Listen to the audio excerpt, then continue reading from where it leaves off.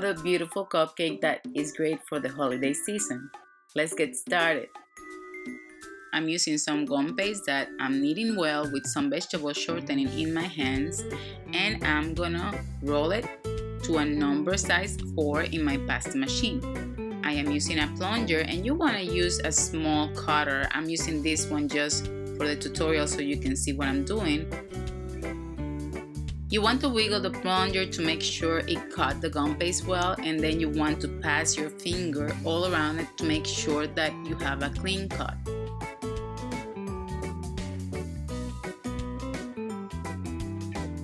I won't be trying to be perfect with this because I will be smoothing this cupcake, so just go around and put some buttercream, just enough to cover the cupcake. You really don't want a lot.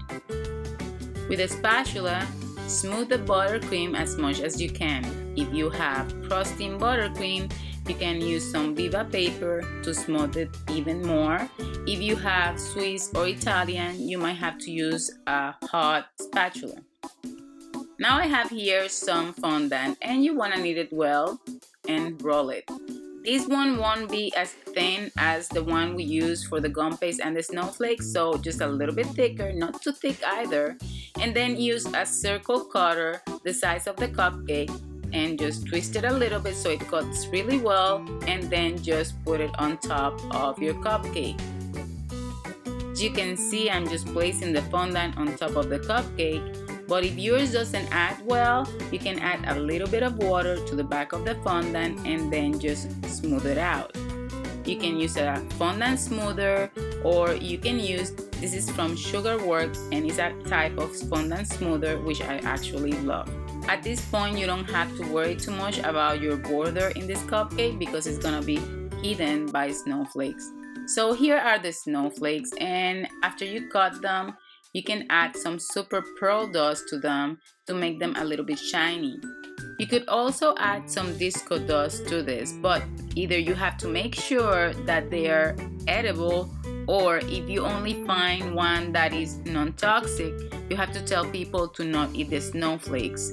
Remember, non-toxic means that it's safe to use on food, but it's recommended not to eat it. So it's best to use on things that you can take away and not serve. Once you finish with the super pearl, you can put a dot of buttercream on the back of each snowflake and just place them around your cupcake. Now I'm gonna be making a bowl, and I'm gonna be using this cutter, this gem cutter. I love gem cutters because you can place them on top of the phone and cut them upside down, and they cut beautifully.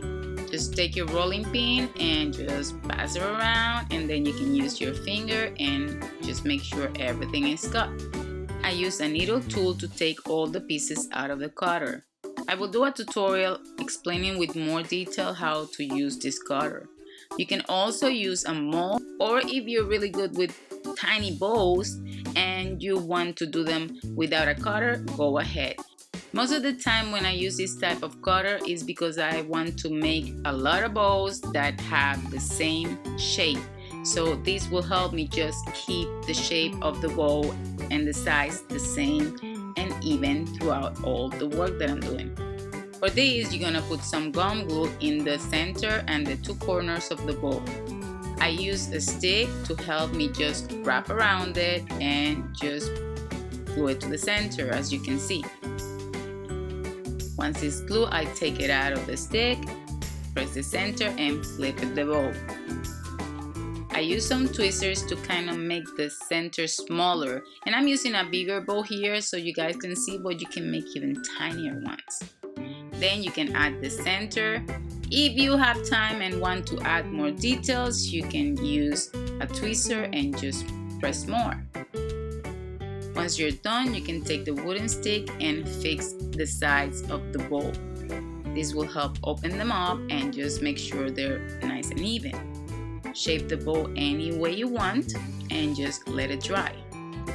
You can actually place the bowl in the cupcake when it's wet, but since I'm painting it with gold, I'm letting it dry enough so I can paint it without crushing it. So if you're using any other color bowl, just go ahead and just put it on the cupcake. You'll move faster. I have a link posted below with the tutorial on how to paint in gold. Once you're done, you want to place your tails on the cupcake. As you see, they are moist. Then place your bow.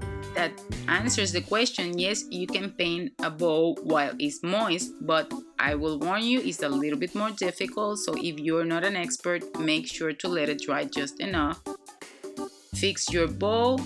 You can use the wooden stick, you can use the needle tool, you can add a little buttercream behind it to make sure it attaches, and then you can add some dredges to each snowflake just to bring the gold around the wreath. And here is the finished cupcake. I hope you enjoyed the tutorial. Don't forget to subscribe to my channel. You can also share your work with me in Facebook, visit me in Instagram, and just keep in mind that I have more tutorials for you in my website, and I will post all the links below. Hope you will have a happy new year. Until next time, ta-ta!